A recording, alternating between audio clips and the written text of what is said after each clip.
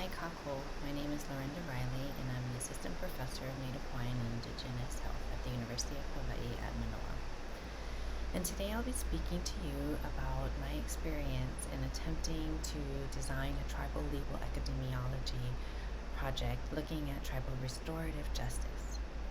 But before I do that, I want to acknowledge that I am presenting today from the traditional lands of the Kanaka Maoli people, and I would like to pay my respects to the past, present, and future generations of Kanaka Maoli leaders, many of whom have shaped these strong dispute resolution systems that I hope to look at in more depth.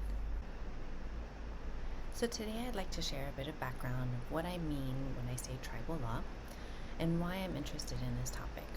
I will then discuss the approach that I took for this presentation before discussing some of the challenges that I encountered in designing the project.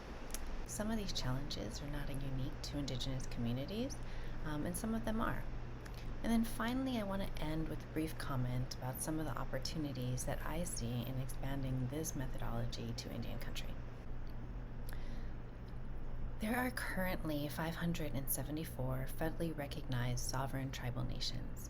Now, this number represents the number of tribal nations that the U.S. government officially acknowledges as holding powers of self-governance. However, the number of indigenous communities in the United States is quite a bit larger and includes state-recognized and non-recognized tribal nations. The term Indian country is actually a legally defined term, and it refers to lands within a reservation, individual Indian allotments, and dependent Indian communities, regardless of whether those lands are their traditional homelands. Indian country is also used to refer to lands upon which tribal nations can exercise criminal and civil jurisdiction. Because of various federal policies over time, the jurisdictional structure that applies to Indian country is best described as a highly complex web of overlapping jurisdictions. The criminal jurisdiction thus depends on the state in which the tribe is located, the type of land that the tribe holds, the type of crime that occurred, and the ethnicity of both the perpetrator and the victim. Suffice it to say that this complexity makes any type of analysis of criminal laws in Indian country complex. So traditional dispute resolution methods in Indian country are what we would refer to today as restorative justice. Most tribal nations have court systems that are very similar to Western court systems, but more and more they are developing separate legal systems that are based on traditional justice principles. So for example, the Navajo Nation has a peacemaking court where any criminal dispute can be removed to at any point in the dispute, pre or post disposition, to go through a traditional dispute resolution method. Mashpee has a similar type of peacemaker court, and another example is the Yurok Nation. They have a wellness court that uses a lot of Western procedural processes, but also incorporates quite a bit of restorative justice principles as well. So I was interested in looking more closely at how tribes were incorporating restorative justice into their legal systems. So I started to design a legal epidemiology project, but fairly quickly ran into some concerns. And so this is a reflective case study to more deeply delve into some of these issues.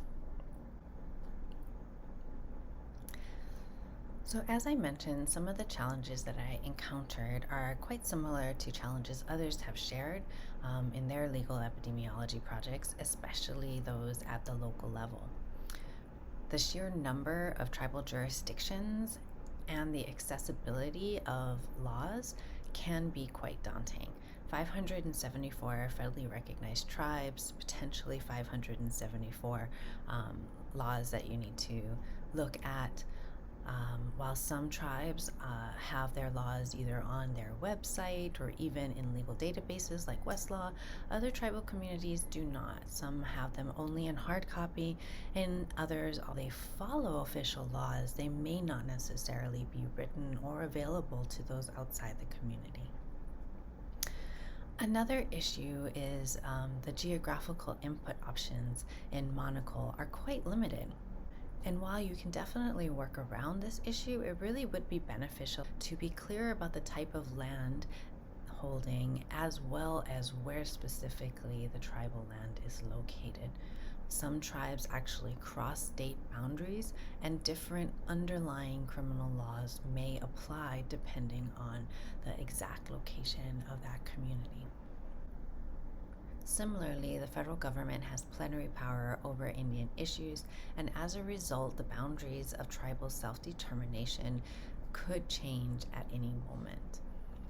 So, this requires a special type of updating that may go beyond just rerunning the search terms. For example, in 1953, Congress passed what we call PL 280, and it was a law that devolved federal criminal authority to the states.